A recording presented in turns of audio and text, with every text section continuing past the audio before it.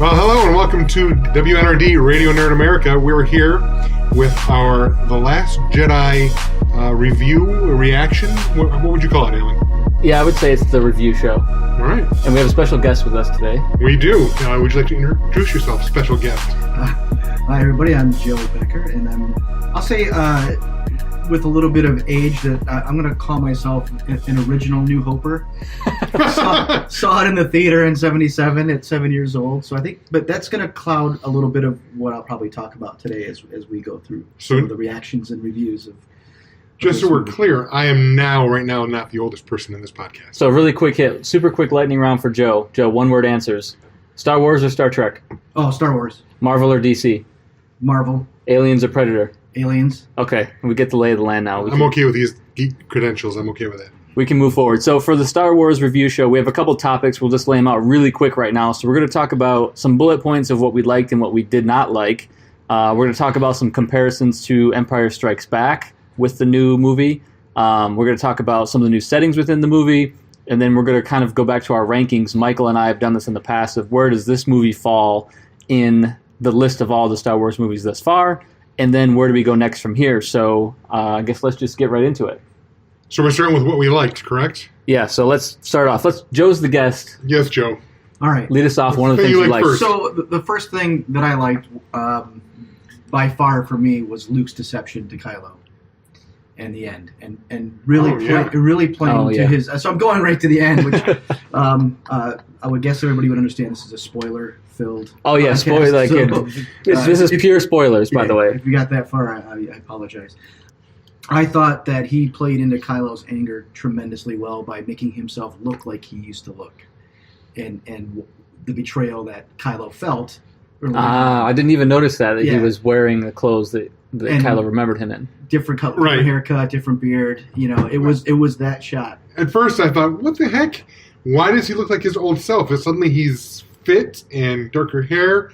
But then once you realize that it's a projection, all right, you see what's going on. Because just like you said, he brought himself back in the version that Kylo would react to the most. And it did surprise me a bit. I mean, I thought that he had just reached this new level of the Force that none of us was aware of, and he was like Neo in the Matrix, where the lasers didn't hurt him, and he creates his own force field and all this kind of stuff. So yeah, until when Kylo put the thing through him, his lightsaber through him, that's when I was like, okay, wait, that's not really him. So that was a nice bit of misdirection on the show there. Michael, give us one. I'm going to start right at the beginning. I love the opening battle. I mean, we've seen in the other Star Wars movies, they begin with a space battle of some sort. We saw it at the beginning of A New Hope. We saw it at the beginning of... Revenge of the Sith had a great opening battle. Yeah, great opening battle. So I really like the opening battle of this one. Whereas in The Force Awakens, you had a very, Empire-type beginning where you start with a shot of the Star Destroyer and then, the ship's coming down. Slowly ramped up into the action. This one, boom, right from the get-go. Yep. Stuff's going on, and you're right in the heart of it. I really like that. Did you notice though the music cues were right from New Hope? Yes, it was exactly the same cues that took pan down, but it was the same exact music. So right then and there, I was like, oh, it's got me. Yeah, I right into the film. I didn't notice that. So we've only seen it once. Mm-hmm. Okay, correct. Yeah, I plan to go see it a second time pretty shortly here. I'll go with kind of a layup here. Michael's aware of this topic. One of the three, well, I have more than three, but one of the things I liked were the Porgs. We talked about the Porgs previously about how much were they going to be. I thought there was just the exact amount necessary of Porgs in the movie. I agree. Yeah, I thought they were cool. I wasn't upset with them, and I think it was just enough levity for them. I think in the last episode I noted that I was kind of Porg neutral. Yeah. So where do you fall now that you've seen it? Exactly the same. They were used enough where they were humorous, but it wasn't over the top. Yeah, I didn't feel like they overly injected them into the story. Right. And the little moment where Chewbacca was eating one and the other one's giving him the puppy eyes was great. Almost. I don't know. They never showed. He didn't actually eat it, as far as I can tell. So I'll come back around to the other side. I couldn't actually find out what the character's name was, but I didn't do a ton of searching. But I liked Benicio del Toro's character. Now, not necessarily how it played into the storyline, but just his character itself. I thought his character was more well done than who's our guy from Rogue One, Forrest Whitaker. Oh yeah. I can't remember his name now. But yes, I know you're talking about. Yeah, I thought for the kind of all-star cast edition of this movie, I thought he did a pretty good job. Saw Gerrera. Saw Gerrera. Yeah, I thought Benicio's character was played and written a little better than Saw Gerrera was. Very anti-hero-ish, very much with a Han flavor. Yeah, and when I saw that, I thought he was going to be this movie's Han Solo, but then in the end, he kind of sells him out, and we don't know if that's going to ever come back. I'm neutral on that character. Maybe we'll go into this later on, but the whole Canto Bight thing and how it was very convenient how they found him at the last. It was just a little too convenient. Yeah. And I thought that he actually, I'm going to kind of rip on Benicio a little bit. I thought he kind of phoned it in and did his usual suspects character and just I'm a only slightly more intelligible version of his usual suspects character. I'm hoping that he's around in 9 actually. That maybe he'll come back around in some different way. I will say this though, his point was, and I'm not sure a lot of the audience members caught his actual point of you're fighting, they're fighting, they're selling arms to each other. So for him making that point justifies his character a lot though. I thought that was a really it was a nice touch to be in the movie. That's one of the things I liked about him the most. I did like that, but it's almost like that was the entire reason for him to even be in the movie, to make that point. In that case, it's a little bit heavy-handed in my opinion. I'll just throw that out there. So am I still talking about what I like? Yeah. See, okay, here's one. Seeing as we're talking about characters, I have to say that I really liked the character of Admiral or Vice Admiral Holdo.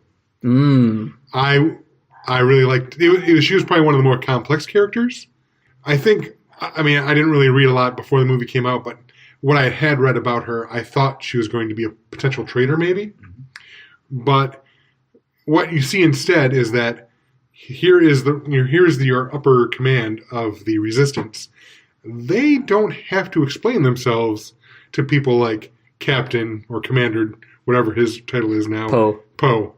Pilot. Exactly. And I'm going to jump here a little bit because we're going to do likes and dislikes, but I had Admiral Holdo, as one of my dislikes. So I'm going to jump to it to counter here. I felt like, I like Laura Dern as an actor. So when I saw her, I was like, oh, okay, that's cool. She's in this movie. But I felt there was no build up to her. I felt like she was just thrown in the movie and we're supposed to just automatically understand and give her some respect and understand her standing within the Resistance. But if I'm not mistaken, I've read most of the books as we've talked about. I don't remember her being set up in any of the books.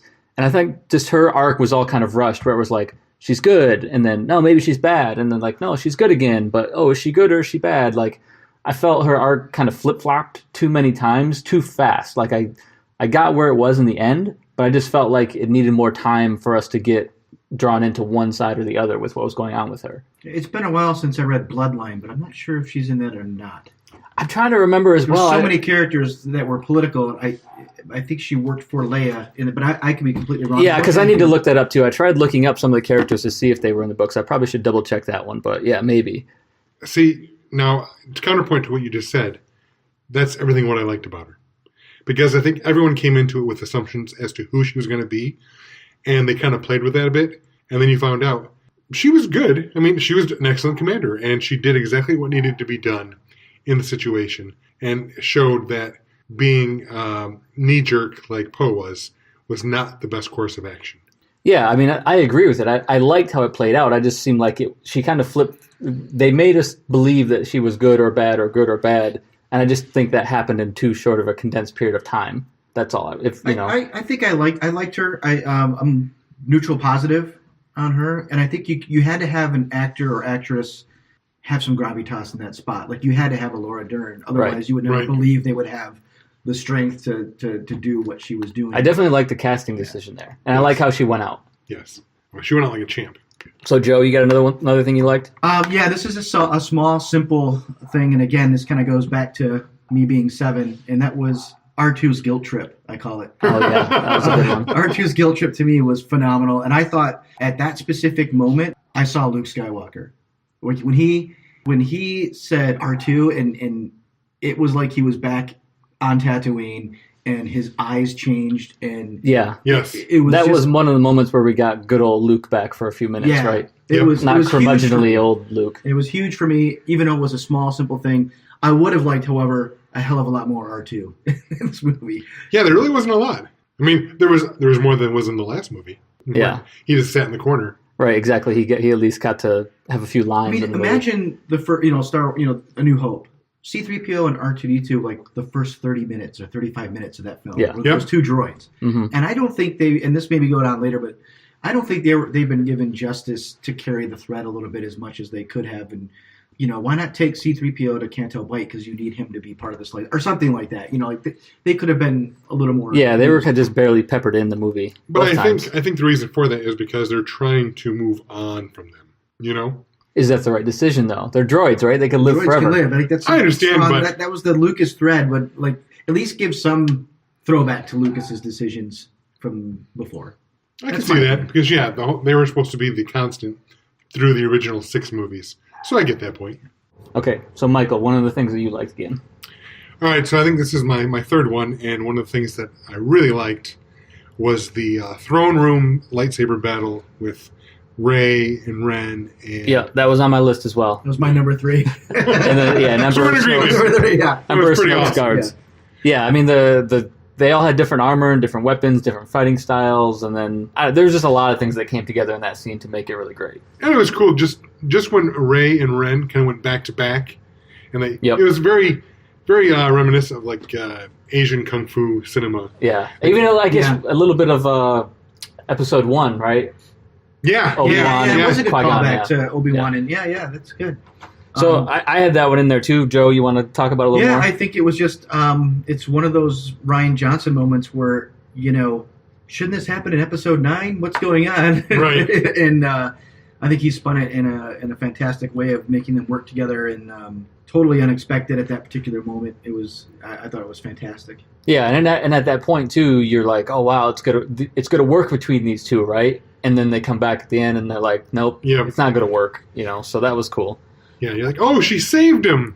Nope, So she did not. one of the ones that I had that I liked, I mean, I had that on my list too, but the other one was just sort of, this is more generic, but the interaction between Kylo, Rey, and Luke.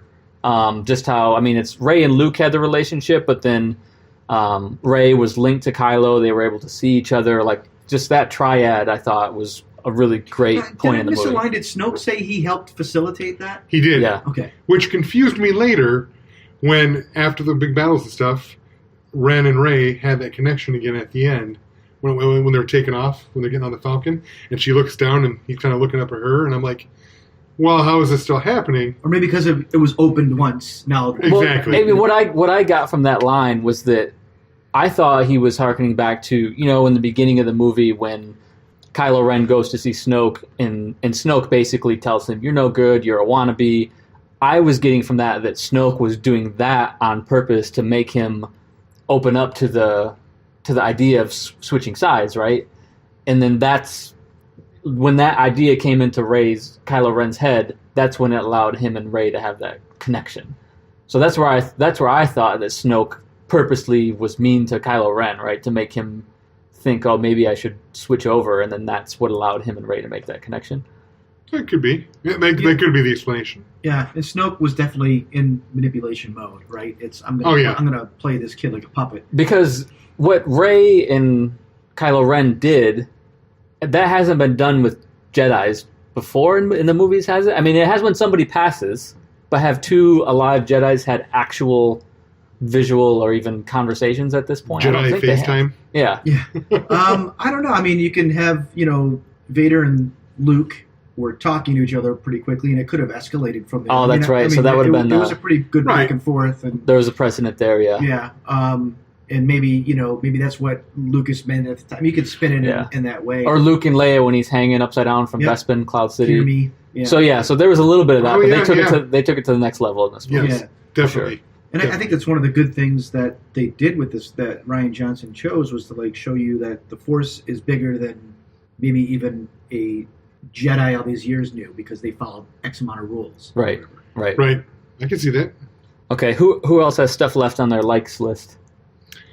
I do, but I have some smaller ones. Well, go ahead. Let's. Well, this kind of throws back to Holdo. I really liked the whole scene of the light speed ramming of the base ship. Oh yeah, that was great too. And the lack of sound, which was great. Yeah. Yes. Yep. I liked that, because usually in Star Wars there's big explosions, lots of sound. And space is supposed to be silent, obviously, but then they didn't obviously completely make space silent, because people are used to that. And that was a cool moment in the theater too. Like everybody that I was in the theater was like, "Ooh, wow!" Oh, Yes. like you're making noises, right? Because it was silent. The theater I was in, people cheered. It was awesome. Yeah, so that was really cool. Ours as well. It was And I liked it too that they've been playing with light speed. So episode 7, they toyed with the idea of Han jumping to light speed right from a hangar and then coming out of light speed within the atmosphere. Yes. And then this time they're light speeding through a ship. So they're kind of getting creative with that stuff as well. Yeah. With bad consequences. Yes. like you didn't follow the hyperspace rules, so Yeah. you're either going to crash or whatever. One of the ones I had, and this is my last one on my likes list, we could go on forever, but the return of Yoda. I just loved Yoda. I mean, I wasn't coming to this movie thinking, oh, we're going to see Yoda. It kind of was a surprise, and then the whole scene played out great. We don't have to get into the whole scene necessarily, but I just really loved how they used it. It's a pivotal scene, really. Yeah. I love that they chose the puppet from Empire. Yep. They made a puppet. They may have some CG at the beginning. I'd have to see it again, and I like he was a little wacky and not necessarily like, That's what's somber. Yeah, I think Yoda was the main reason I believe he was in there was to let everybody know that, like, hey, pass on what you've learned. You haven't really passed on what you've learned. Learned the failure of the Jedi, because you need to pass that along too. You're still learning. Yeah. Because Luke is only, 50 years old, and Yoda was like 400, right? Yeah. So if there's anybody who knows anything about 900. continuously learning, that's Right. Yoda's little thing to say, like, you haven't learned everything yet. You're not the master anymore. And they burned the tree, right? He burned the tree. But I missed the spot where Rey stole the journals. Yeah, no, I It didn't wasn't Rey. Who stole them? Well, that's the thing. We don't know. But remember, Luke was also in the Falcon at night one night. So did Luke sneak him in there? Did Rey sneak him in there? We don't know. So we didn't show, like, I saw, like, I don't know, I was like, were those, like, they were closing a journal, like, they were the journals. They were the journals. Yeah. But we do not know how they got We in. don't know how they got there. Well, Rey must have taken them, right? Because Luke wouldn't have Wouldn't have done the inspiration to kill him. Right, or burn him. right, yeah. Well, Must maybe have this been. one. Who knows? But we don't know because Could have been Yoda. that's part of it. We'll get into later because I have something to say about the ineffectualness of some of these characters. But I'll get in that in a little bit. Got it. Okay, so I don't have any more. I mean, there's a lot of stuff to talk about. Did you have but- more likes there, Joe? No, I mean little things. I think the one quick little thing again is when Luke's door flew open. You're like, holy crap, Rey's really strong, and then it's Chewie. Right. He's like, I thought the same thing. I thought Rey knocked it down with the Force. Yeah. Then nope, there's Chewie. and it was a great entrance for him, and Yes. he's just like, oh, and it was Yeah. really another connection. Yeah, another one that pulled Luke out of his slump there. Okay, so let's get into the dislikes. I already led off with my Laura Dern, Admiral Holdo. Not that I didn't like her in general, just I felt like the writing and how she played out in the movie was a little bit rushed. Michael, I'm sure you have a list 100 long. I do, but here's one. Okay, this one straddles it. It's a like in that I like the mystery of Rey not being a mystery. And I also hate that the mystery of Rey is not having a mystery because they built it up so much. I mean, They built it up or we built it up? Yeah, okay, maybe that's the problem. see? So are we the fans to blame? Definitely. Yeah, because we did talk about that I think at some point, if we go back to one of our past episodes where we were like, I think one of us, probably me after I hear what you're saying now, was like, well, we'd just like it if she was from somebody completely different, not tied to Skywalker, not tied to the movies, because why not? So we don't know if that's 100% true, right? That could be still some misdirection. But I think it is cool if she is just nobody, And right? think about what Maz Kanata said in The Force Awakens. It doesn't matter. Your future is your family's in the future. Yeah. Go there. So she told the audience it doesn't matter. Like, there was a bit of a hint back then. And Anakin, I hadn't thought of that. in episode 1, Anakin, like, he was nobody as well. So, yeah. Well, he was the Force savior because he was immaculate conception and all that. Blah blah. yeah, blah. yeah. But his parents weren't anybody special, right? It just happened to somebody, right? Right. But I'm glad you said that about Maz because up until you said that, all I could think was that J.J. Abrams wrote the first movie, and then Rian Johnson's like, I don't want her to be anyone important, so boom, parents are just alcoholics. Yeah. So now you said that, you're right. There is a hint to that. So maybe you're right. Maybe that was a plan all along. But I still feel like we were kind of led down that road at least a little bit. Maybe Well, it was yeah, a little bit, intentional. because I think we all would have assumed that because that's how it has played out. Because thus why far, not but- show us her parents when they show her being dumped off on Jakku? Yeah. Well, and I think the nice thing too is that it's not like Joe said. It doesn't matter, right? It's letting us know like if it really doesn't matter, you can just forget Like, about it. what And is, they're it really is it a few of every race that are chosen? Like, is it just Kit Fisto's race? And like they set it up back in the past. Like, if you have abilities, you have abilities, right? Right. And to commune with the Force and all. So I actually like that Rian Johnson blew all that up.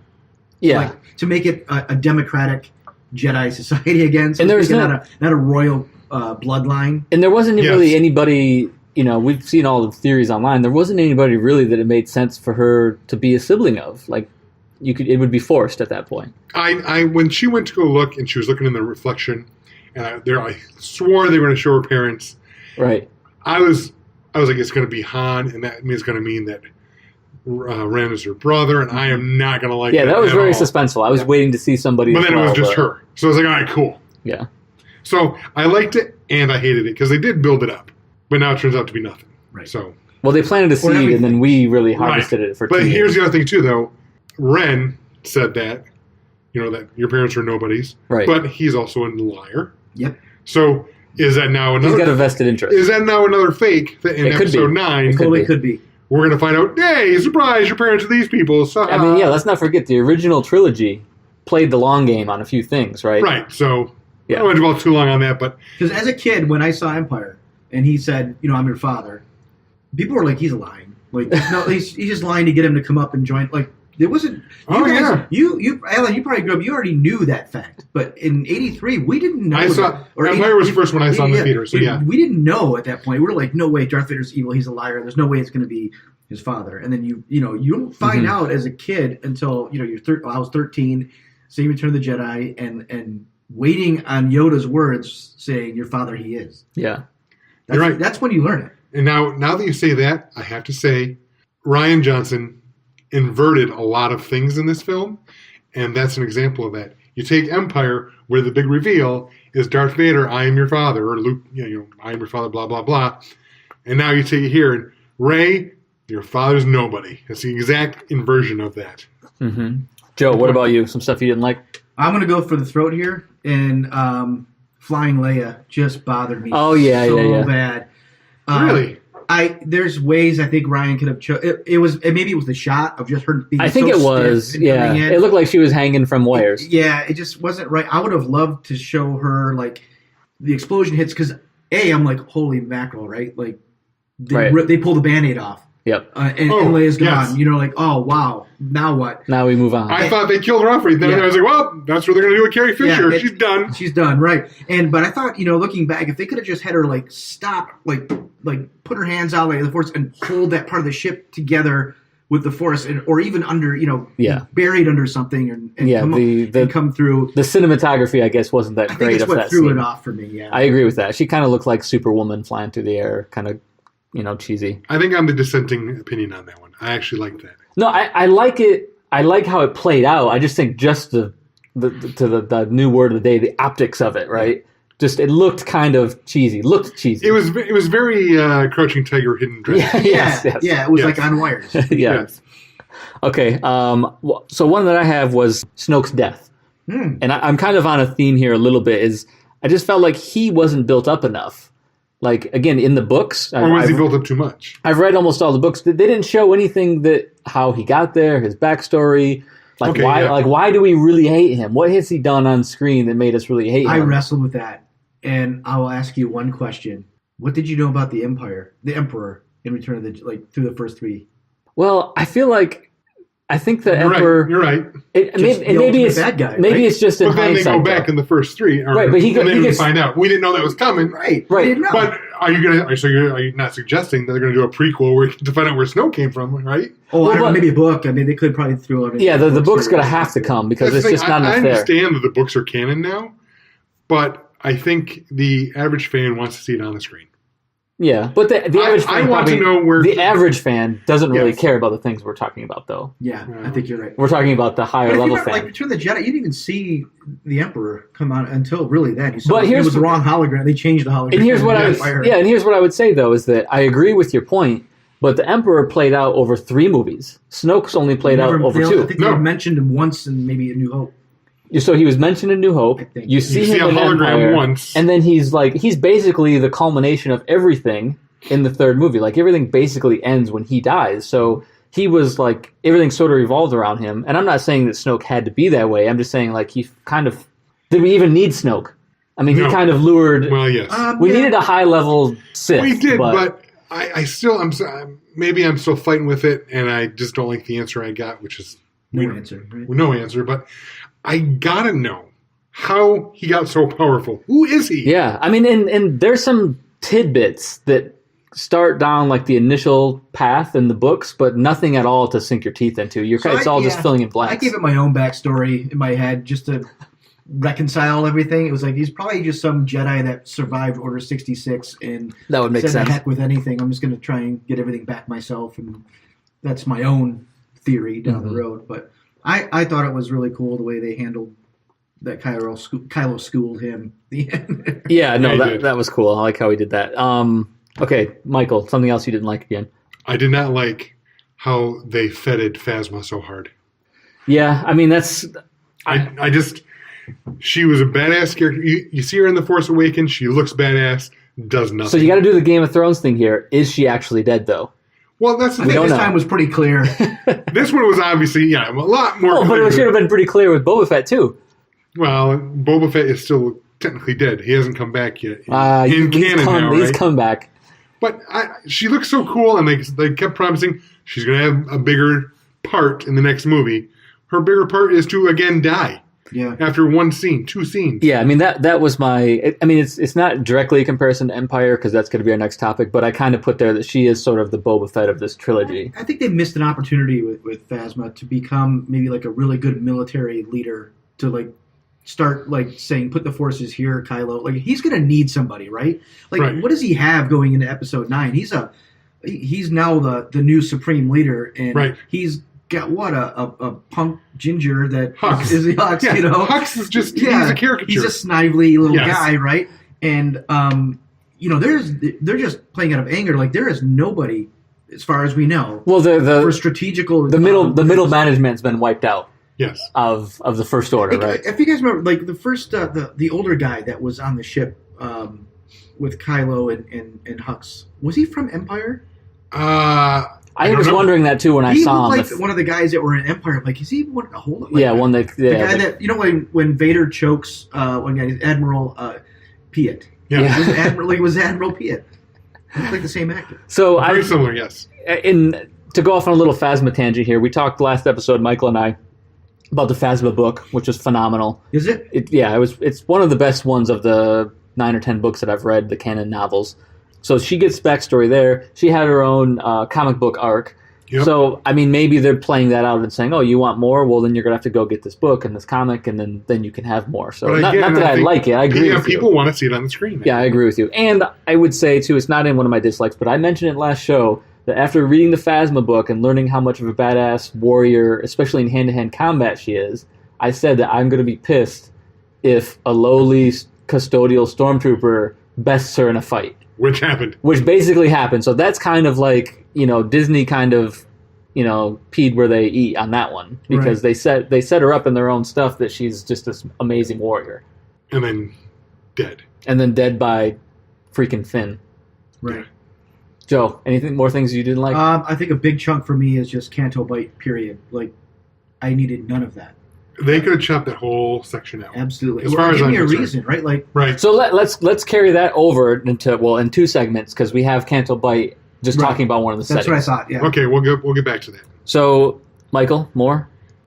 Not Canto Bight specifically, but for me, Finn is the Indiana Jones in Raiders of the Lost Ark in this one.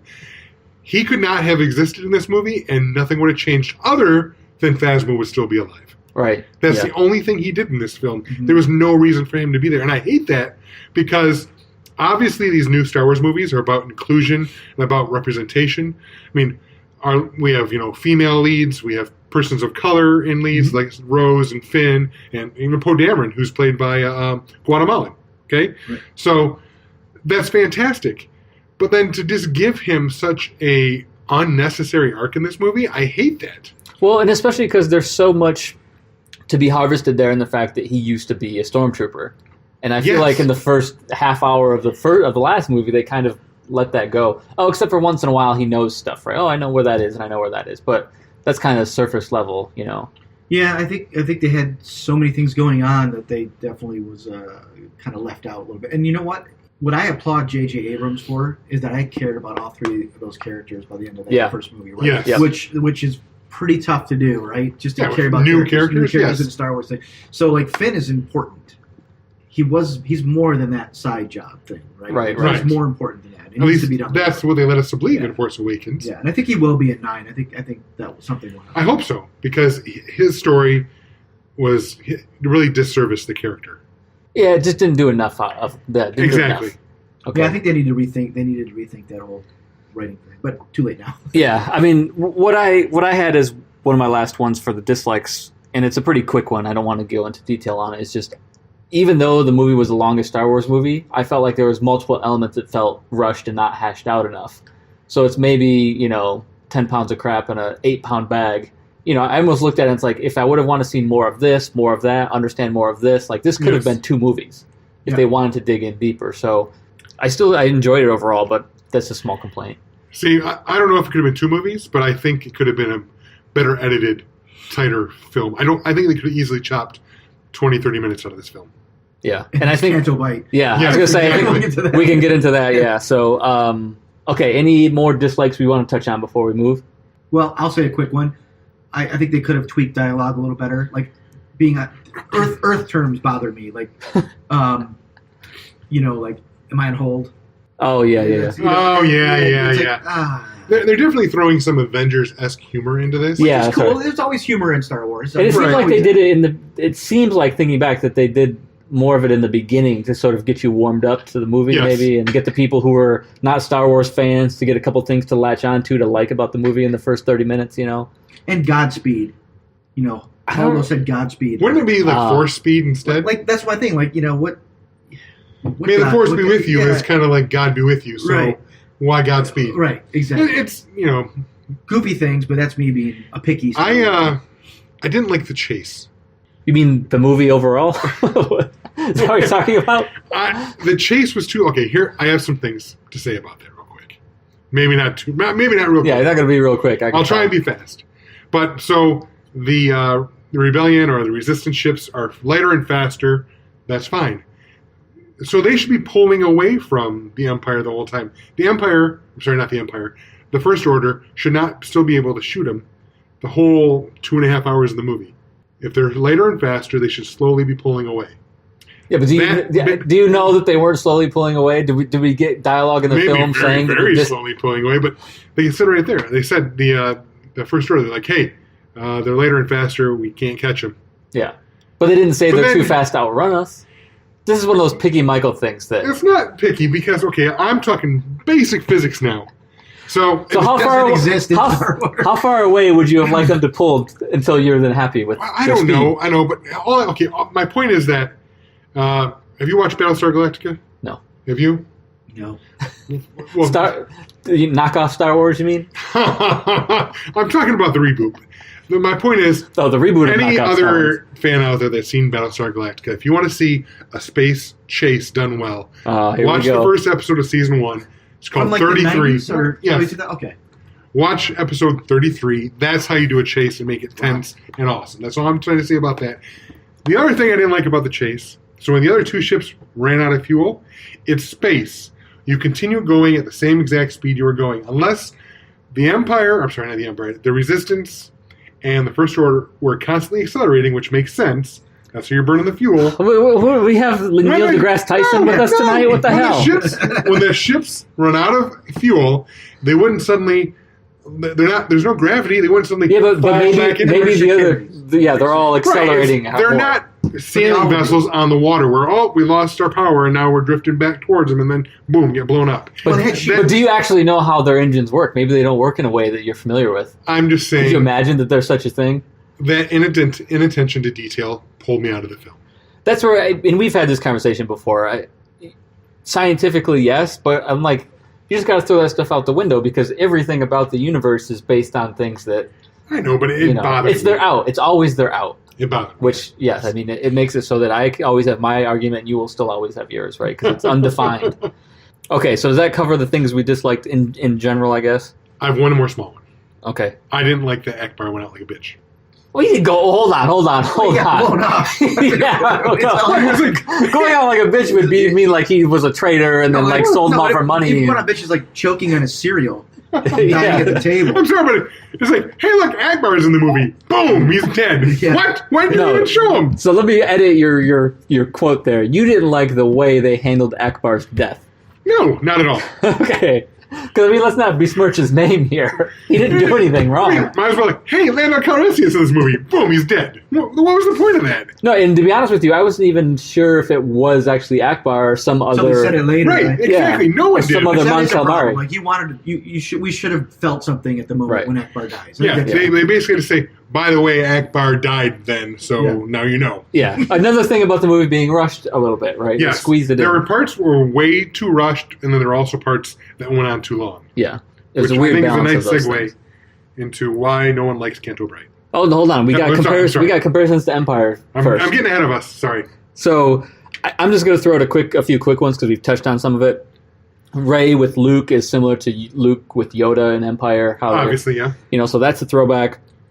The large walkers on the horizon battle scene with the, it wasn't snow, but it was salt, so that was a and I'm not complaining about these things. I'm just reflecting. The trench warfare. Yeah. And then, not exactly, like I said before, not exactly from Empire, but Phasma and Boba Fett kind of had the same sort of feel about them. Those are just three things quickly that came to mind.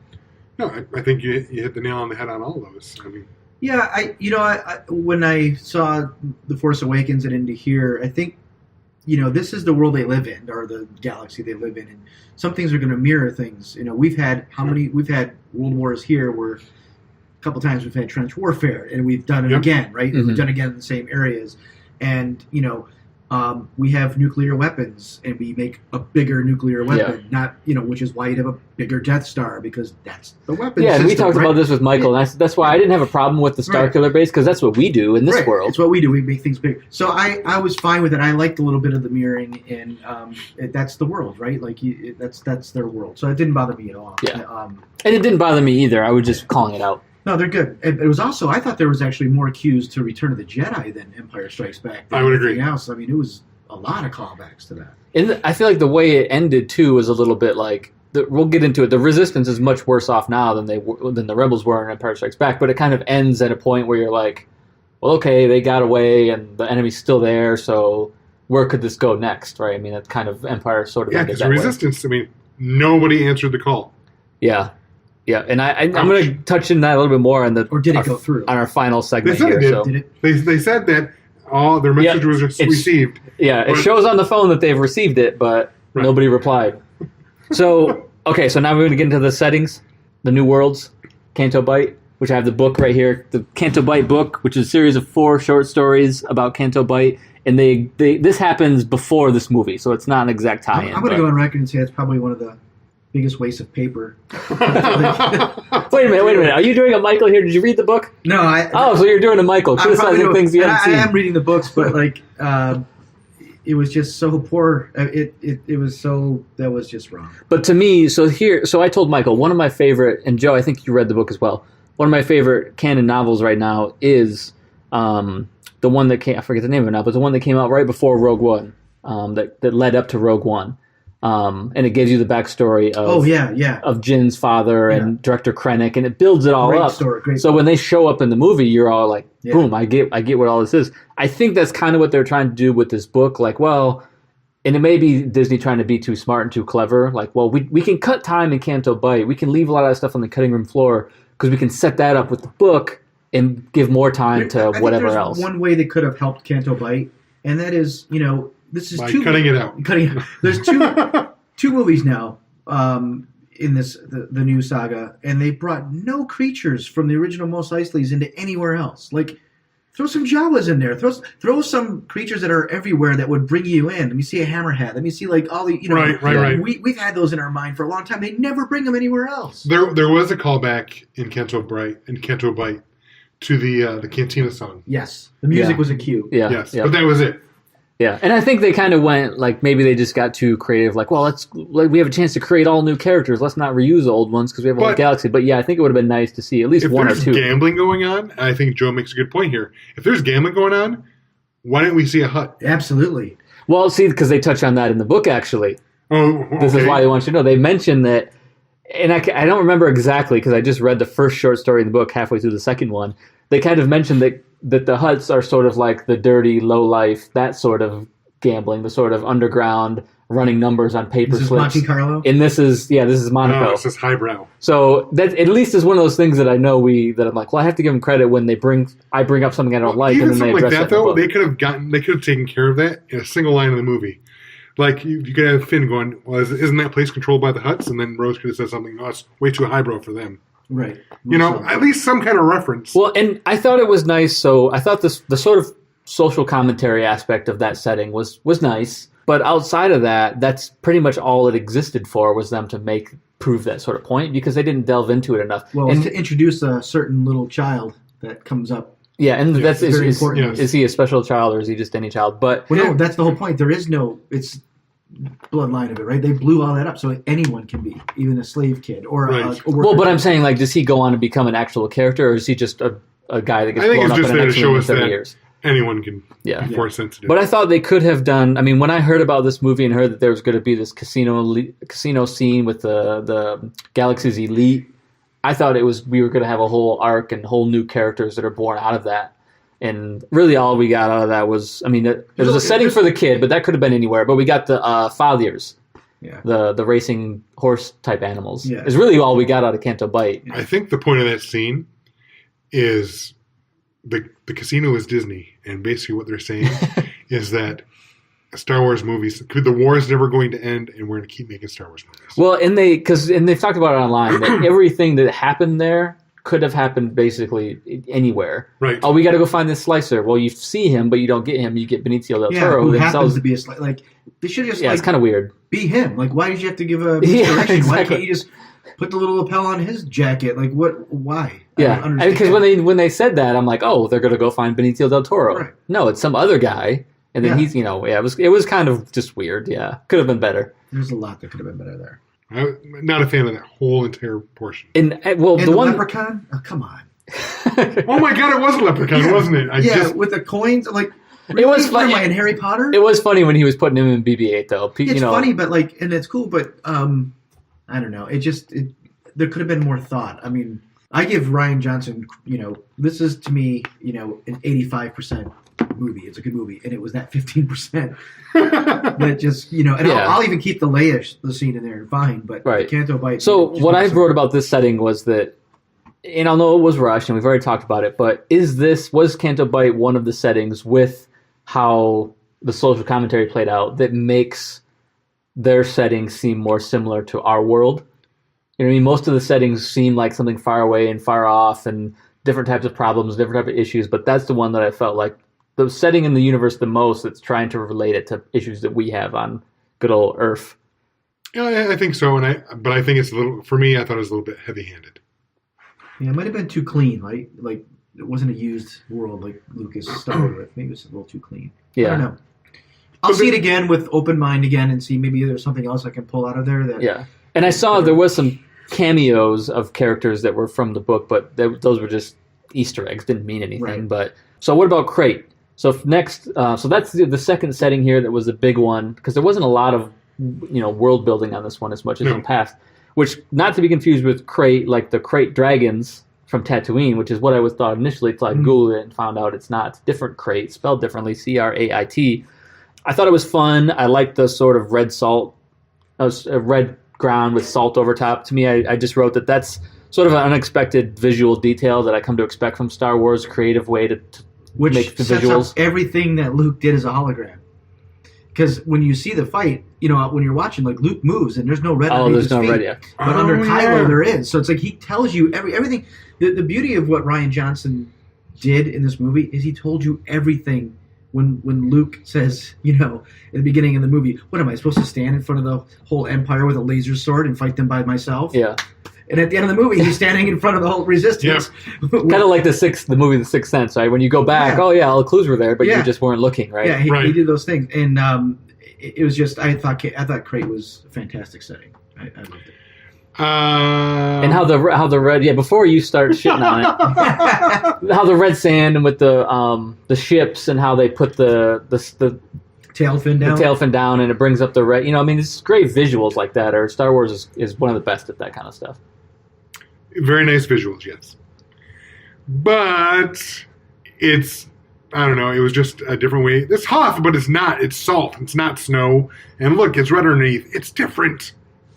That's it. Well, maybe, I mean, think of it this way in the universe, like, that's where you go and mine salt and get things for, like, that's fine. It's a mineral, you know. Yeah. That's fine, but it still looked very similar to Hoth on purpose until you scrape the surface, just like the movie. So you didn't like the similarities, what you're saying? It was a bit... Callback? You didn't like it was a bit too obvious. It's a bit too obvious. Yeah. So... It looked wonderful, but that's what I liked. That's what I liked, that it was obvious, and even you see the they have a name, but the ice foxes. So like, oh, well, they look like they're ice, so it must be cold. But if anybody watches Rebels, there's a nice callback to a little bit of Rebels of the wolves that are. If you watch Rebels, there's people are trapped, and these wolves help them find their way through and get them out where the light is. So these foxes let these.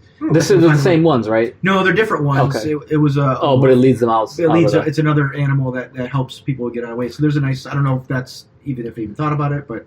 But I just thought it was nice that they make it look like Hoth, but then they reveal like, no, it's not. This is salt, and underneath, you know. So to me, those things are interesting because it's like it would be too obvious, but then they sort of make it different, and then it's coincidental, or you're led to believe such. So I think we cover that. So now, do we want to get into, before we jump to the speculations, where does this fall with all the Star Wars movies, films thus far?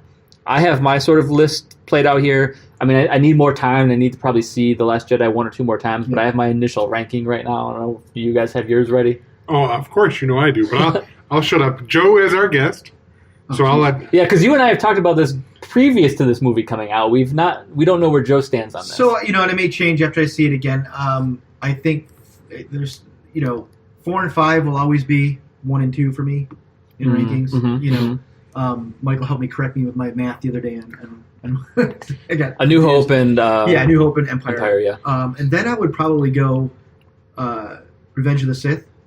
Interesting. Really?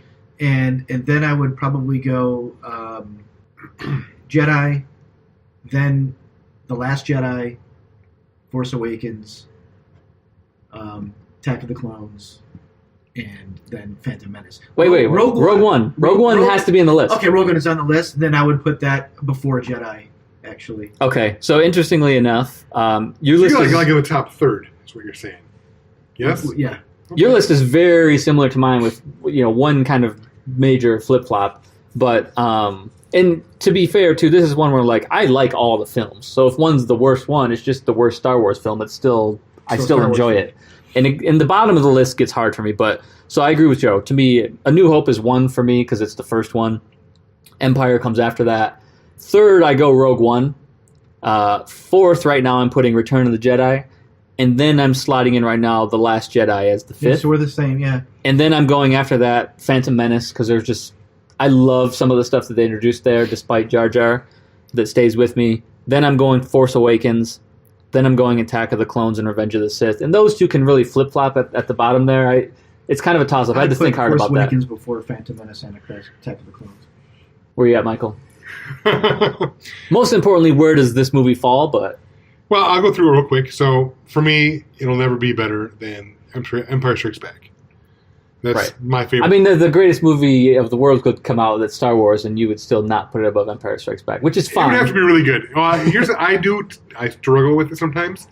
Rogue One is my second favorite Star Wars movie ever. Yeah, I mean, it's my third, so it's up there. I love it, and then so I go Empire, Rogue One, A New Hope, The Force Awakens, Return of the Jedi, and then The Last Jedi, and then Attack of the Clones, Revenge of the Sith, and then The Phantom Menace. So I put it as the worst of the new movies.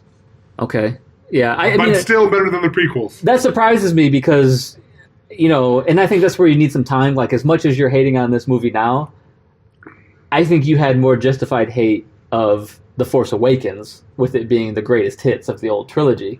I think in time, you'll like this one more than the last one, but I don't know, because I'm afraid to see it a second time because I think it's going to make it worse for me. Yeah. Well, Because I agree with that for you. I thought That's it was the way too you long are. You and too dwell on the boring. bad. You're a glass half empty guy. So. Oh, It was too long and too boring.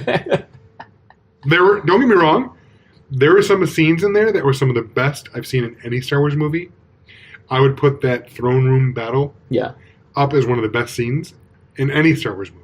So But I don't think the sum of its parts is greater than the whole. So for The Force Awakens, I hadn't watched, and I'm like this with Star Wars, I don't just watch them when they're on cable. I only watch a Star Wars movie when I can commit to sitting down watching the whole thing with no commercial breaks.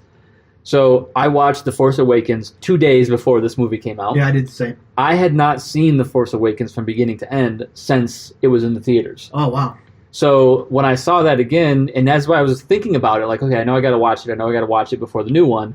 I realized how many good things stuck with me, and the cheesy things that I complained about at the time kind of fell to the wayside. I got to believe I'm going to feel the same way about this movie, is that in 2 years from now, I'll remember the cool stuff, and I won't remember Superman Leia, and I Right. won't even probably remember Laura Dern at all, you know. I think, the tough thing is you're never going to feel like a 13-year-old again. You're never going to feel like a 7-year-old kid when that spaceship comes over your head. It's just not going to happen. And trying to get that same, I call it the same hit of crack as the first time you hit it, it's just never going to happen again. Right. And I think what made me really enjoy this film was Rian Johnson saying, telling us in every preview, basically, let the past die, kill it if you have to. And if I go through the beats of, if I wrote down on a list what I want to see in that movie, I saw it, but not the way I wanted to see it. You're right. Luke I'll give you that. Skywalker has to hold a green lightsaber. He did, but not. I didn't think he was going to hold it in the way they showed it. Right. And Luke and Leia need to be in the same scene together. They were, but not like everything he did was not the way I wanted it to be. But he showed me every beat that I wanted to see. But he found a way to like make me go, oh my god, what? And I think like my head is let the past die, kill it if you have to, and you will really enjoy this film. Yeah, you kind of with Star Wars, you're damned if you do and you're damned if you don't. I mean, George Lucas knows that better than anybody. Yes. That's why we are where we are today. But I agree. I think you kind of just have to not worry about some things because, like you said, the original trilogy is not coming back through that door. It's already done. I think I'm definitely having a problem letting the past die. But I want to hit on something that Joe just said about you're never going to be 13 again. That's true.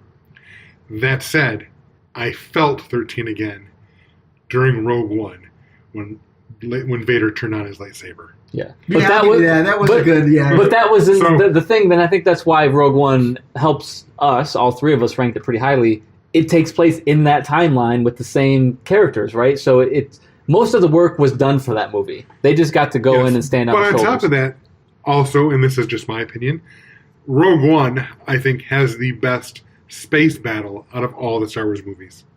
So, I wasn't expecting a lot from Rogue One, and maybe that was it. Maybe I was expecting more. we really didn't know what to expect Right. with Rogue One. Right. So I'm glad they killed everyone off. That was the right thing to do. I love the space battle. I loved Vader. I mean, they finally show Vader being the badass you want. So for me, I was, for a minute and a half, 13 again. That's why I raised that movie so high up.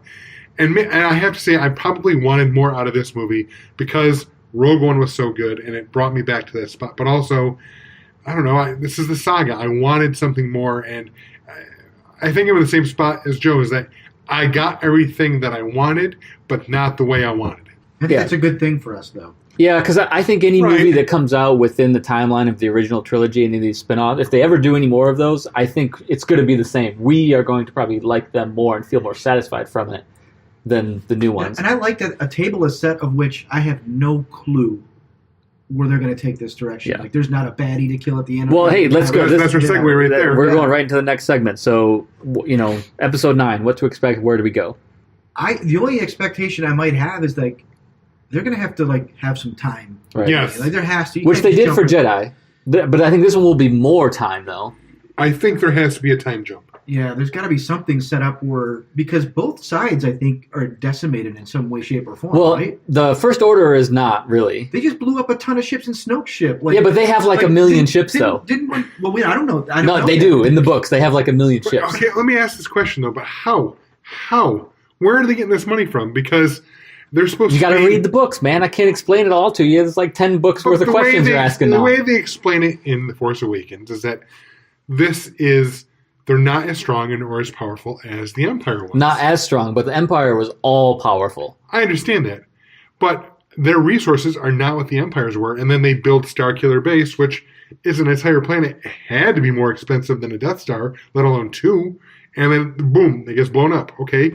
Then in this one, Dreadnoughts, they can't be cheap, and they blow one up. So the question is, where are they getting the money? Like they get... Yes. The First Order selling drugs somewhere? Like No, the Taliban where they're selling opium? They basically just took over what the Empire was doing. I mean, they go to... Where's the money coming from? The Empire at least had the galaxy... That's like saying, okay, let's put it... This is the easiest way I can put it.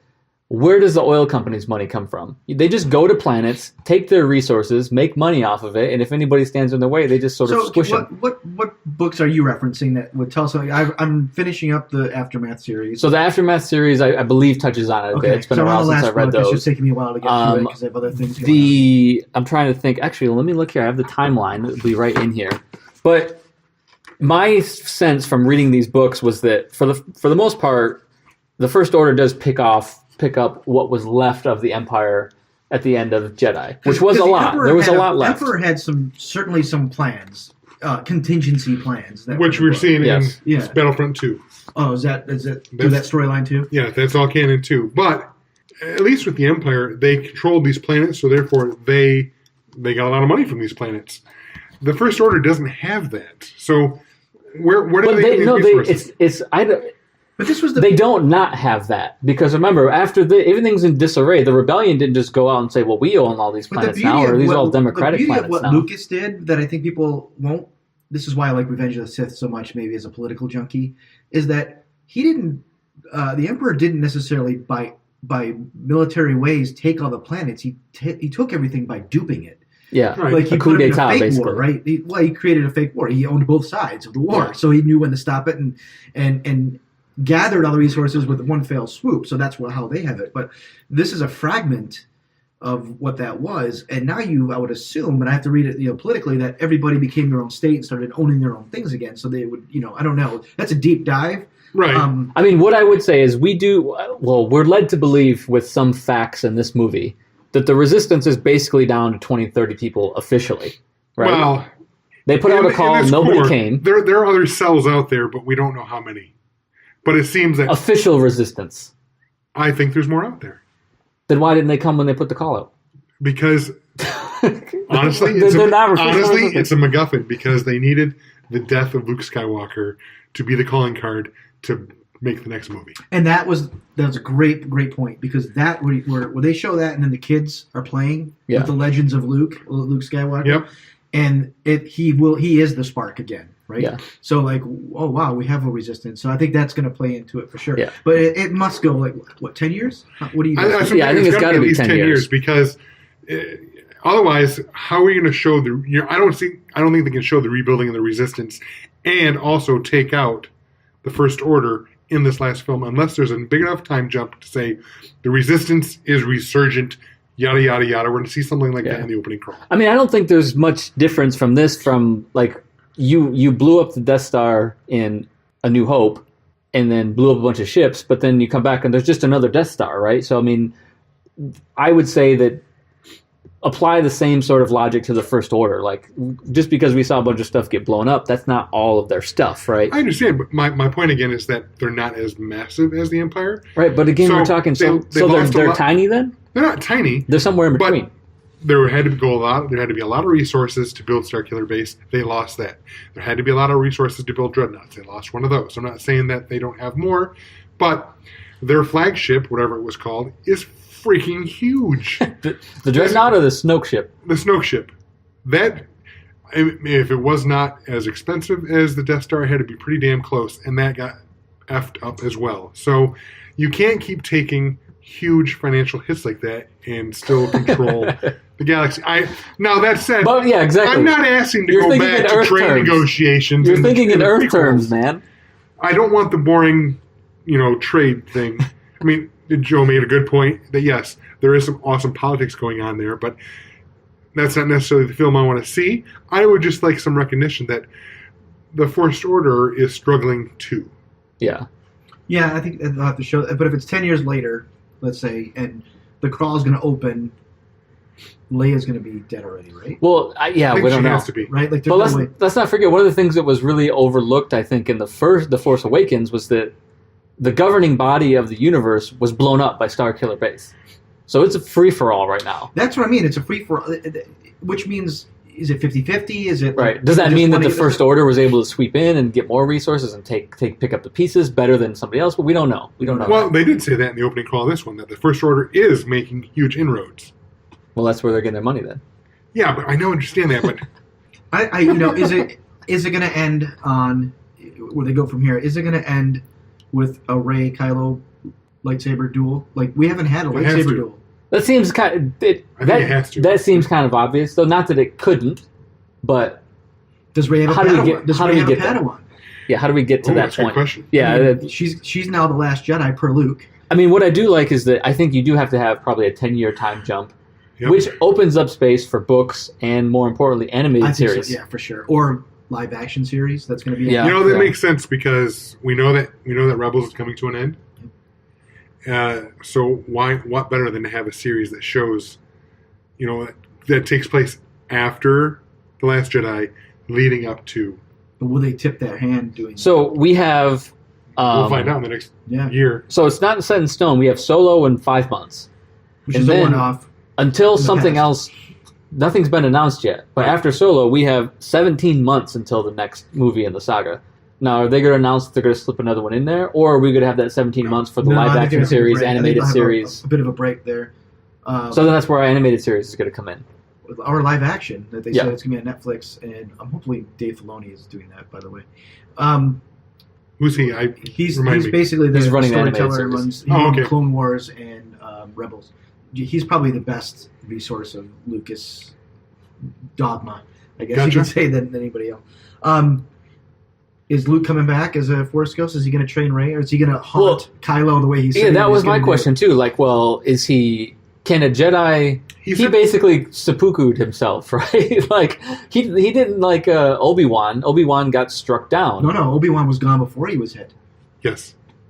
Well, do we have the facts on that? Oh yeah, watch the movie because like Snoke got cut in half, right? Snoke got cut in half. So Obi-Wan Vader didn't hit him. He was gone. But maybe did he need like the energy of the lightsaber to enact his death or whatever? I agree with Joe. I think he was gone because he wanted Luke to think that Vader did that. So to kind of, and by the way, I've come to the conclusion. Maybe you've seen my post. I've come to the conclusion that the greatest of all Jedi that ever lived was Obi-Wan Kenobi, personally. Really? Yeah, I do. I think everything he went through, I think he did everything right. That could be easily rectified or proven if the next Star Wars movie is an Obi-Wan movie. Yeah, and that's what I've said. I don't want an Obi-Wan movie because he's been. Joe, we talked about this last episode. He's been in everything, like except for these newest movies. But he's in the Clone Wars. He's in the Rebels. He's in the original trilogy. He's in the beginning trilogy. Like, and if it do we really need more Obi-Wan? If it wasn't for Obi-Wan, and I'll give it, Ewan McGregor, those trilogies would have sucked big time because it was his character that helped everybody be better. Yes. Yeah. I think the other thing that we talked about is with live action, hopefully we get animated series, hopefully we get, but yeah, that 17-month gap is what I'm most curious about. And then we have the theme park will have opened at that point too. So is there going to be some part of it here? This Canto Bight will probably be in some world, Disney World, and not Mos Eisley's casino. Well, they did announce that it's going to be a spaceport that's like not in our known knowledge of Star Wars, but it's going to be some offshoot thing. So I do hope that. Luke said it in The Last Jedi that nobody ever really. What his words were like, nobody ever really leaves or goes. Well, that's my question too. Is Luke actually human dead?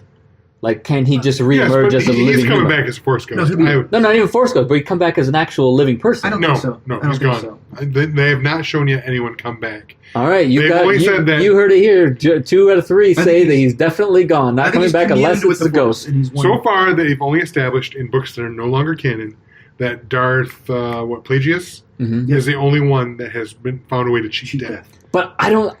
I'm Then not I calling. realize that's not canon anymore? I'm not calling what Luke no, did. it is No, it because is. it's in actual episode 3. Yeah. Okay. So he says But I'm not calling talking what to Luke Anakin. does dying. I don't know if I want to call that dying. Well, he didn't die. He became one with the Force. But then, just like Yoda then he's did. not cheating death if he comes back then, because he didn't die. I'll find. His Okay. physical form is gone. Yes. I'm just saying I'm holding out that they can bring him back and I won't have a problem with it. If they bring him back, I'll have I think issues. I have a problem Yeah, with it. I'll have issues. I think it's okay to be the Force Ghost. Like, that's the whole, like... I'm not saying it's a problem to be the Force Ghost. I'm just saying I didn't think after the way that movie ended that like we'll never see human form of Luke again.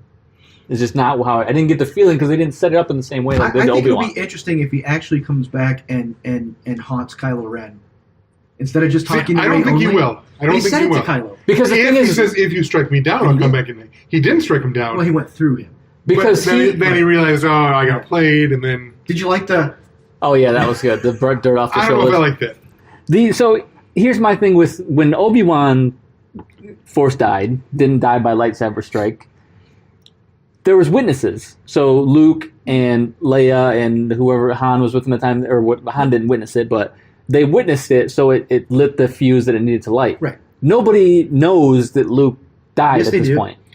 Rey and Leia know, because Rey said he's gone. Oh, they felt him leave or whatever. And he left in peace and what was the words? Peace. Yeah, and, yeah. I just don't like it the same way because I feel like he just left on his Peace own and sort of purpose. terms. Yeah. Peace. Yes, Purpose. but they've already shown that the legend of Luke has now spread. So even though he didn't die by Rey's or Ren's hands, Yeah. the story's going around. So you got a problem with the rate of speed at which one ship outruns another, but this one you're just totally buying into it. Yeah, because I think they've shown it in the past. Not in this way, though. That's what I don't like about it. That's why I don't even say I don't even like it. I'm just. What do you mean in this I'm way? uncertain. Yoda chose. He waited for Luke to come back to Dagobah to talk. No, to Les. Yoda died of old age, man. But No. he chose that. At He that became one with the particular Force. time. He decided he was done with his physical body. Yep. He was going. Yeah, because he could barely move around. He stayed around to make sure So hold on, that Luke was trained. I'm putting my foot on the table, my hand on the table, and saying the way Yoda died, the way Ben died, and the way that Luke in this movie died are all ways that Jedi's die, but they died in 3 different ways in my mind, not the same way. I think they all 3 of those became part of the Force. Qui-Gon did not die that way. He got stabbed through the heart and Yeah. was dead. Yeah, He got killed by a badass. yeah. Yes.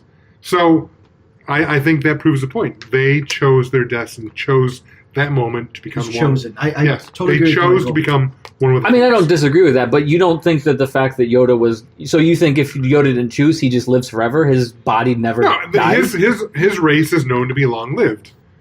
Yeah, he was 900 years old, which is impressive to a human, but for his race, he's just old. So he chose to go. He felt Luke still needed more training, but he was on the right path. Yeah. He And told- he was too old to do anything, though. I feel like part of Not true. his... I think he was could have older. commanded Well, the they- Force just as much as he wanted. right, because let's face it. Then why make him limbo Attack of around the then? Clones was only 30 years before that. You think he was 870 years old, and he was fine and spry, and then 30 years later, Do you know why I think he got so much older in that period of time? why? Joe, why do you think that Yoda aged so much in that time period Use since? the Force probably to stay alive. Because all the Jedis were killed. So you're saying that Jedis are some kind of psychic vampire now? The more Jedis there were in the world, Like the he was Borg? stronger. Otherwise, how else? Yeah, otherwise, why did he You're live throwing around so something much interesting more? out there that I don't know. We have to chew on that for a minute. And Yeah. see, we're talking about things that I'm not sure about. I'm going to throw this out there. Why was Yoda, as a Force ghost, able to physically manipulate the lightning? I think he. Yeah, was there is a precedent? master, Has there and been precedent of no, that? there hasn't No. been precedent, but I think he's a master of, and he's learned more. Yeah, there's no question I of think that, it's just but- another extension, which is going to be important. That's why I think Luke's Force Ghost will be important. You think that's going to continue? And I think Luke will have some of that ability coming back to help manipulate. I don't know. I don't know. I think that's an interesting. I don't know if it's a slippery slope, It's but interesting. it changes what we know about Force But ghosts. up until this point, let's just see if we can agree on one thing or not. Was Yoda basically what we understand to be the most powerful Jedi? As far as I know, Has there been anything else in the movies showing us that somebody else was more powerful than him, at least on the light side? White side on the light side, no. No. So then I would at least be open to say that, well, because Maybe. he's I the don't most know. powerful, he can do things that other I'm people still going can't. to stay with Obi-Wan a little bit. I think. Oh, Obi-Wan. He's the people's champ, man, but he's Yeah. not the actual champ. Well, he bested a lot of people, including the Chosen One. He bested him. He did. Well, he was the chosen one, but that didn't mean he was a better fighter. But he was the chosen, the one that They were wrong about the prophecy, I thought. That's what we But he found does out. have a good point. Luke is actually the chosen is one. he? Yeah. I don't think he is. Well, I don't know if he is, but I thought they Darth determined Vader, that they were. Anakin's the one who that they were just wrong. It You're right. wasn't, wasn't Luke. Luke just sat there and took it. Oh, on that's the right. chin 'Cause he like an does. idiot. You're right. Yeah. You're right. Luke's just whining about Tashi Station. Yeah. I think Luke's heart brought him back. That's why, I'm throwing this out there. That's why I actually didn't have a huge problem with Luke being kind of a whiny bitch in this movie, because that's who he was when we met him. So because all things got to be equal, right? So, Well, Han regressed in the last movie. He went back to his ways. well, that's what Yeah. I'm just thinking about going back to the most powerful Jedi thing. Like, okay, at Obi-Wan's prime, did he seem more powerful than Yoda? But if you put Yoda in his prime, he makes quick work of Obi-Wan. You know what I mean? Like, it's hard to decide who's the most And powerful. when you're a Force Ghost, you're at your prime. That's why when we see Anakin as a Force Ghost, he's young again. Well, we're talking about a live prime. I'm just saying. Alive Prime. I mean, because if you see, like, when Qui-Gon was still alive, he could have taken out Obi-Wan at that point. You could argue that Could he? because he was I think so. At that point, not later though, not after obviously when Obi-Wan got stronger, but I guess this is why we're getting another Obi-Wan movie, because there's people like Joe that feel he's the world's greatest Jedi. I think so. I think he's fantastic. He's top 3 in my book. I'm not downplaying him. Yes. I think that's obvious. He's top 3. I think he's the one who learned the most, and I think he would have gotten to where Qui-Gon was, which is the dogma, get rid of this dog. Like, Qui-Gon was there, right? If you go back to the beginning of, Yeah. he was kind of an outsider Yes. Jedi at the point, and disagreed with some things, and same with Count Dooku, I guess, for that fact. We even disagreed with the council on Anakin. Yeah. I've Okay. got one more thing I want to throw out there. All right. Okay, so One you're going to more. bring us back to the movie a little bit? Yeah, we or- probably should, Yes, right? I got one more thing, and it's something that kind of goes into the whole how Ryan Johnson kind of twisted everything. He took all our expectations, and like Joe said, we got what we wanted, but not exactly how we wanted it. One thing I noticed that was kind of how he tweaked your traditional movie. Obviously, things have changed in the last several years, last few decades, but for the longest time, the female characters were always the hysterical characters, right? Yeah. Notice in this film, all of the men in this film are Poe especially. reactionary or unable. They're ineffective. Look, you see Luke pause. Now he paused for a good reason, but he paused and didn't kill Ren. You see Ren, he paused, couldn't kill his mother. Now there's reasons for that, Right. but they're all. Then the whole last part of the movie, Ren is complete reaction. Poe until the end is all reaction. Yeah. Even Finn, when he wakes up, the first thing he does, react. I need to go save Rey, even though she doesn't need to be saved. Yeah. I'm running away again. All the men, whereas the women in this, even you got Rose, you have Holdo, you have Leia. Who else? You have Rey. Cool hand Leia. They all are very calm and measured. I would say Rey loses it a little bit, though. I think she gets a little Okay, a little bit. I mean, In they're not general, yes, robots, though. Yeah. but for the most part, they were level-headed. They all had a plan. And I like how you say Kylo Ren was indecisive because he couldn't kill his mother. Yeah. Well, Not the other 10 emotional fits he's Yeah. thrown in the two well, movies. that's but- one of them. But yes, but they all had plans that they effectively executed. That is a subversion that I don't think a lot of people are going to notice right off the bat. Well, Princess Leia was that, right? Yeah, Leia was one of the very first Yes. examples of Yeah. that ever, really. Exactly. She was always that way, and that's been, that's been through all the films. But now, Padme was pretty calm and smart. yeah, but I'm saying that. Look how many women are in this film compared to those Sure. films. No, they're It's- definitely using that as a trope in this film. Yeah. It's something interesting to see. Yeah. I mean, this is one last tangent I want to kind of bring up because I'm a Luke nerd. There's a lot of, if you read the Twitter sphere and the Rotten Tomato stuff of how they didn't like the way Luke's character was. Yeah. And I sort of agree with that. I don't agree. I'm like, think of what he went through. He killed his father, basically, through the fight. And then he almost had to kill his nephew. And he's just messed up. He's like, by the way, the universe is on your shoulders because you're the last one here. And the burden is tremendous. Like, why would you not be that? Like, why would you look, I just screwed up. I don't want to screw anybody else up and make this world a worse place. So the only thing I can do is stay away and become this hermit. Hermit, and he didn't want to hurt anybody. Like, he's just messed. Like, yeah, I mean, it's not that it's not the kid. It's not that it's not logical, or that's not what it just is one of those things where I'm like, I'm pulling my Michael card on this one, and sort of just being like, well, it wasn't what I wanted. You know what I mean? Right. Like, because I think we just see Luke as, we were built, and that's what makes it interesting, and what makes the story go in a new direction, which is ultimately what we probably need, is that we all just saw Luke as like just the guy, right? He's the one that figures everything out, and he saves the day and does all this. He's nearly perfect. And and we never saw him as like, well, Luke wouldn't do that. And then on top of that, I think we all have a hard time swallowing that pill because we don't actually see the bad things that happen to him. They're just here's what I challenge everybody to do out there is watch A New Hope, skip Empire, and watch Return of the Jedi, and see the difference in the way Luke carries himself in those two movies. Oh yeah, he's completely different. He is pretty flatlined in Return of the Jedi. Yes, but he's a little bit too proud, a little bit too confident. Yeah. Yep. Which plays out in... Which I think feeds into exactly what you're saying with this. He was overly confident. I just saved the universe. I helped bring down the Empire. I am now going to, rebuild the Jedi Order. And then it all goes to shit. Yeah. So. And I think I got to rephrase what I was saying about that. I just didn't like it as it was happening. The way it ended up in the movie, the way that Luke came in and saved the day in his way, right. I was happy about how that solved itself. Yeah, I wasn't even mad. Like, I thought if they kill him, I'll be so mad. But I wasn't. Like, I was sad. I was upset. It made sense. It was like, oh, he chose that. Because he says it at the beginning of the movie again. Johnson's great at this. I came here to die. Yeah. Yeah, I mean, any time in any story or any movie, when you have a character like that he's ultimately going to save the day, and you have to just suffer with him. I didn't know that, though. I wasn't sure. I wasn't sure. Well, you want him to, right? That's the expectation. Sure. You want him to. And then you have to sit there and watch him kind of be whiny and not want to do it and be curmudgeonly. Like, that's never comfortable, but that's part of the journey. And then, I'm sorry, this pops in my head, and I don't want to take too much time, but the pulling apart of the lightsaber. Yes. That is Excalibur being destroyed, right? That is like, there's no bloodlines anymore. That is. Well, and it's also... It's a physical representation of destroying the past. Yeah. Well, and even Luke, when she gave it to him, he throws it over his shoulder. Like, this means nothing. It's not just Luke. That's Anakin's lightsaber. Yeah. So you're going way back to the beginning. We're destroying the past. It's a whole. Well, what I mean, and I'm not even. Was it Anakin Skywalker though? Yeah. Because I was confused. He picked it up in Revenge of the Sith after he took it, off the thing. Obi-Wan goes down and picks it up. So Luke kept his green one. Yeah.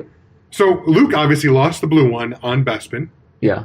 And it's the same blue one that Obi-Wan gave him in A New Hope. Okay. So he loses it in Bespin. We haven't seen it since until it shows up over at Maz's place. In a crate.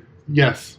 Why? Yeah, well, that's but different story for a different day. In Return of the Jedi, Luke has built a new one that's green. Which he held over Kylo's head. And he had it in his hand, the actual the Return. But did he have the green one in real time in this movie? No, because that's what I was confused about. That's why he was playing with Kylo Ren. Like that's why everything was to his anger. Like, you can't have this even this lightsaber. So is it a valid question to say then where is his green lightsaber, or do we just assume it's in his It might be sitting in his hovel somewhere. Yeah, it's valid. Okay. But yes, the blue that goes all the way back to Anakin, and because now Rey it's doesn't have one now. She doesn't. She's gonna have to build her own. Yeah, will she? That's a good animated series right unless there. Luke unless she goes back and says, here you go, you get the green one. But Luke lost his. That's and right. He built his own somehow, but probably communing with Obi-Wan and Yoda on how to do it. But she'll probably build her own. That would be cool. I would love. All right, please, if anybody from the world is listening to that, please show her building it. I would love to see that. Well, that was a big arc in Rebels, wasn't it? Where they go and Ezra's didn't he got to build his own or whatever? Yeah. All right. Well, we're running out of time here, Michael. Give us our call signs for closing the episode out. Once again, you can find us online on Twitter at WNRD Podcast. Our most recent episodes you'll find on SoundCloud, as long as SoundCloud exists. So that's soundcloud.com/WNRD. And as always, all of our episodes will always be online on YouTube. Just do a search for WNRD Podcast, and you will find us. And what's our next topic? So our next episode likely will be our 2017 year in review show. It's about that time. We did a mid-year, and we got to talk about some of the things that have recently happened in the second half of the year, favorite TV stuff, favorite book or comic stuff, favorite movie. We had to wait for Star Wars, obviously. Yeah, yep. So that's probably going to be our next show, and then we're going to be on our winter schedule here, hopefully knocking out a few more shows. And I want to thank you guys for letting me join the Star Wars episode. I'm really, really excited to be here to talk.